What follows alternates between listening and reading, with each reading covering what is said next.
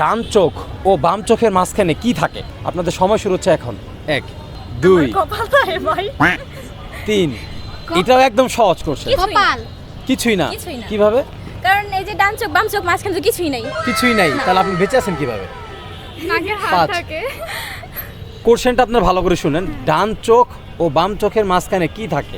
6 ডান চোখ আর বাম চোখের মাঝখানে কি থাকে? হ্যাঁ। ফাঁকা থাকে। ফাঁকা থাকে? মানে কো এখানে ফাঁকা কার আছে? মানে এই তো মানে আমি তো বললামই না। নাক তো নিচে থাকে। ভ্রু উপরে থাকে। চোখের পাপড়ি পাপড়ি তো অনেক সাইডে।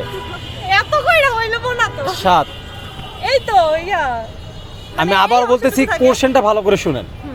ডান চোখ ও বাম চোখের মাঝখানে কি থাকে? 8 9 মনে থাকে। ডান চোখ ও বাম চোখ তো চোখই। মানবো না। 9 আচ্ছা এটা হইব না, আমার কথাটা হইব না ভাই। আপনাদের সময় শেষ।